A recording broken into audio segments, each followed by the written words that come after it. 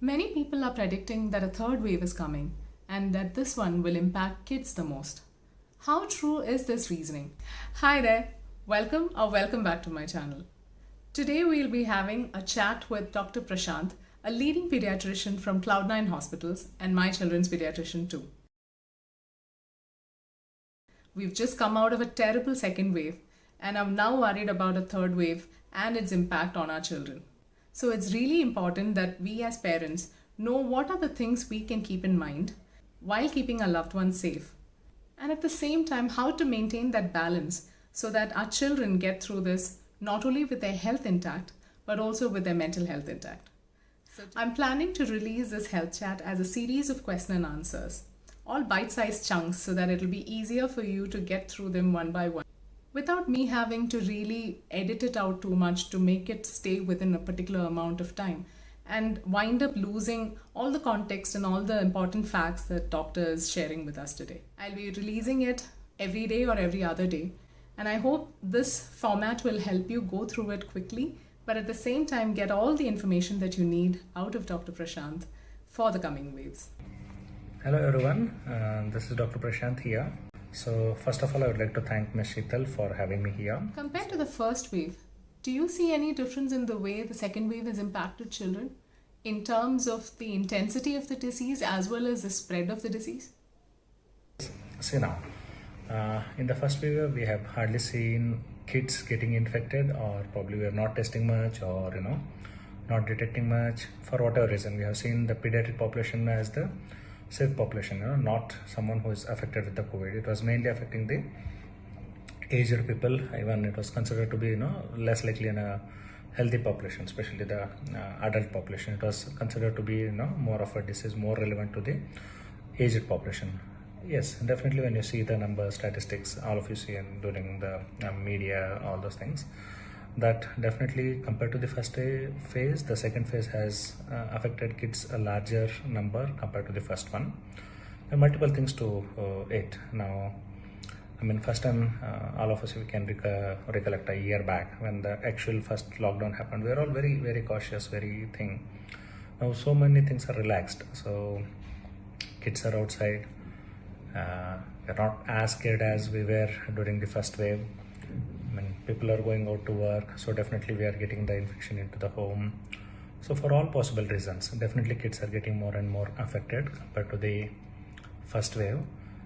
I don't put it as like kids are getting affected. I would put it as like kids are getting infected. So there is a difference between infection as well as suffering. So yes, we are seeing positive cases every day. Many of the kids are getting affected. But if you ask me, are they suffering a severe disease?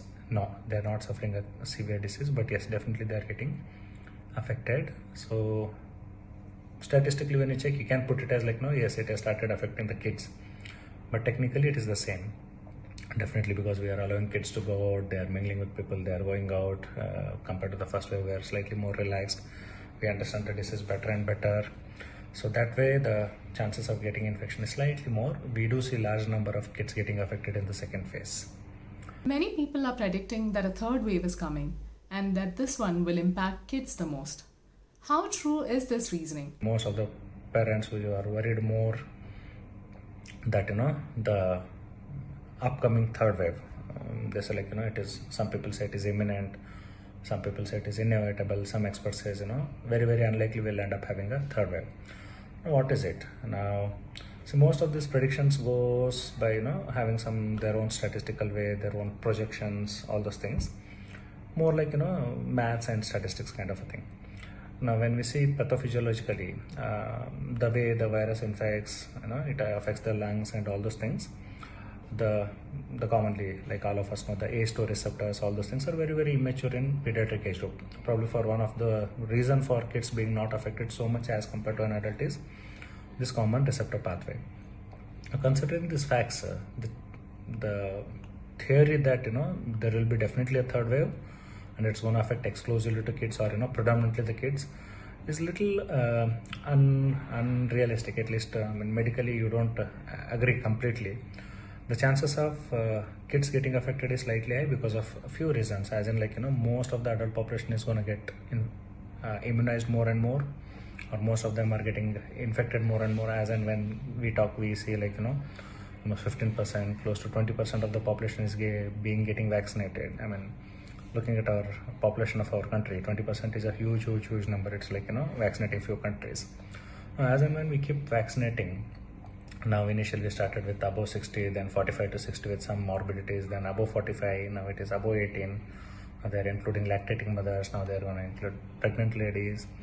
Now, as and when the older population gets either they get the immunity either by natural infection or by vaccination, the virus has to find a host, isn't it? The virus has to survive, so it will find a more safer place for itself, which might very likely to be a smaller babies or the kids or the pediatric age group, what we call. So that doesn't mean the virus is gonna search for pediatrics, like kids. It's gonna search for kids and go and affect kids exclusively. Nothing like that.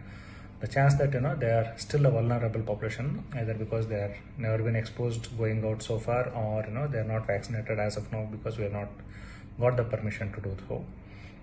So they will be slightly at a higher risk, but it is not like the virus will choose only the pediatric population. So two things: don't get panicky that it's going to affect your kids badly, or like how it is shown in some of the shows that we're becoming chaotic. There won't be any beds for kids, they will be suffering this, that and all. But at the same time, don't be relaxed also that so it's not going to affect the kids. Not like that. It will definitely going to infect, but severity might not be like how we saw in the second wave. With the adults, how we saw the same intensity of disease, or the burden of the disease, running short of beds, like people dying everywhere here and there and all. That same thing might not mimic in kids, but yes, we should not take this as on a lighter side, and we should continue to practice all the things, even when after getting vaccinated, also practicing social distancing, mask and all those things, and hope that sooner and sooner we do get more and more evidence to start vaccinating for the younger population as well.